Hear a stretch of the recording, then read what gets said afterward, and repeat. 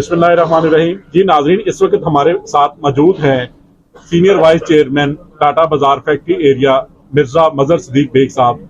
इनसे पूछेंगे कि पहले लोग सुबह उठते थे, फजर की नमाज पढ़ते थे, घर घर कुरान शरीफ की तिलावत की जाती थी। अब लोग सुबह उठते हैं तो सबसे पहले अपना मोबाइल देखते हैं। क्या इसके असरात भी आम जिंदगी में पड़ रहे हैं? जी मिर्जा साहब। बिस्मिल्लाहिर्रहमानिर्रहीम। मिर्जा साहब बहुत शुक्रिया जी। आपने दीन की तबलीग का मतलब ये नहीं कि आप 100 बंदा 50 बंदे इकट्ठे होकर घर घर जाएं। ये जो आपने काम शुरू किया ना दीन की तबलीग के मतलब, मेरा मतलब ये है कि हुजूर पाक सल्लल्लाहु अलैहि वसल्लम का भी है फरमान कि सुबह उठो, नमाज पढ़ो और रोजी की तलाश में निकल जाओ। हमारे इधर क्या होता है, सुबह सबसे पहले उठते हैं जी, मोबाइल हाथ में पकड़ के देखते हैं। अल्लाह बेहतर जानते हैं उसमें क्या चीज देते हैं, मुझे समझ में बालातर हमारी।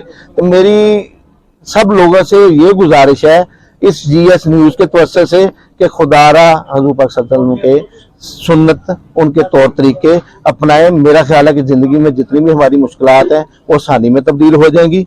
और इसमें कोई शक नहीं कि हुजूर सल्लल्लाहु अलैहि वसल्लम हमारे आखिरी नबी हैं, नबी रहेंगे, इसके बाद कोई नहीं आएगा। एज ए मुसलमान हमारा अकीदा है कम से कम सुनते नबी और कम से कम अमल पैरा हो। बहुत शुक्रिया।